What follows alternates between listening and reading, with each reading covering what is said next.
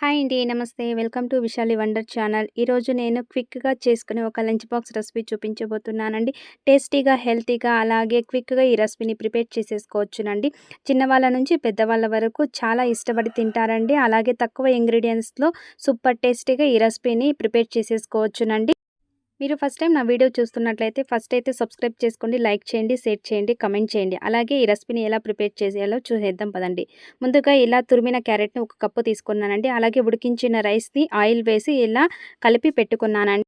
Oil వేసి కలిపి పెట్టుకుంటే చల్లారిన తర్వాత కూడా మనకి రైస్ పొడి పొడిలాడుతూ ఉంటుందండి. ఇప్పుడు ప్యాన్‌లో 1 టేబుల్ స్పూన్ ఆయిల్, అలాగే 4, 5 లవంగాలు, కొద్దిగా దాల్చిన చెక్క వేసుకుంటున్నానండి. ఇవి కొద్దిగా వేగిన తర్వాత ఇప్పుడు ఇందులోనే 1 టేబుల్ స్పూన్ చెన్నా దాల్, అలాగే హాఫ్ టేబుల్ స్పూన్ ఉద్దిపప్పు వేసి దోరగా వేపుకుంటున్నానండి. ఇవి వేయడం వల్ల తినేటప్పుడు అక్కడక్కడ క్రిస్పీగా తగులుతూ చాలా టేస్టీగా ఉంటుందండి. ఇప్పుడు ఒక ఆనియన్‌ని స్లైసెస్‌గా కట్ చేసి వేసుకుంటున్నానండి. ఇది ఆప్షనల్ అండి. మీకు ఇష్టం ఉంటే వేసుకోవచ్చు, లేకపోతే లేదండి. అలాగే ఎండుమిర్చి వేసుకుంటున్నానండి. మీరు ఎండుమిర్చి ప్లేస్‌లో పచ్చిమిర్చి కూడా యాడ్ చేసుకోవచ్చునండి. వీటన్నిటిని బాగా కలుపుతూ వేయించుకుంటున్నానండి. ఇప్పుడు ఇందులోనే కొద్దిగా కరివేపాకు కూడా వేసి బాగా కలుపుకుంటున్నానండి. ఆనియన్స్ ఒక 70% మగ్గిన తర్వాత మనం తురిమి పెట్టుకున్న ఒక కప్పు క్యారెట్‌ని యాడ్ చేసుకుంటున్నానండి. ఇలా బాగా మిక్స్ చేసుకుంటూ కలుపుకోవాలండి. ఇలా 3, 4 మినిట్స్ అయితే బాగా ఫ్రై చేసుకోవాలండి. ఇలా ఫ్రై చేసుకున్న తర్వాత మనం ఆయిల్ కలిపి పెట్టుకున్నాం కదండీ రైస్‌ని, ఒక కప్పు రైస్‌ని యాడ్ చేసుకుంటున్నానండి. మీరు రైస్‌ని ఉడికించేటప్పుడే బియ్యంతో పాటే ఒక టేబుల్ స్పూన్ ఆయిల్ కూడా వేసి ఉడికించుకోవచ్చునండి.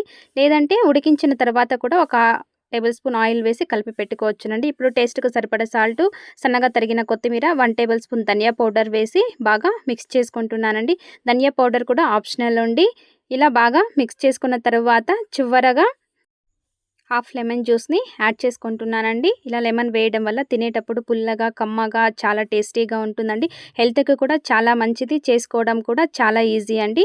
చూసారుగా ఇలా ప్రిపేర్ చేసుకున్న దీనిని వేడి వేడిగా అయినా సర్వ్ చేసుకోవచ్చు, లేదా లంచ్ బాక్స్‌కైనా సర్వ్ చేసుకోవచ్చునండి. ఈ రైస్‌ని ఇలాగే అయినా తినవచ్చును. లేకపోతే మంచి కమ్మటి పెరుగు రైతాతో కూడా సర్వ్ చేసుకుంటే చాలా టేస్టీగా ఉంటుందండి. ఓకే ఫ్రెండ్స్, చూసారుగా ఈ వీడియో మీకు నచ్చినట్లయితే లైక్ చేయండి, షేర్ చేయండి, సబ్స్క్రైబ్ చేసుకోండి.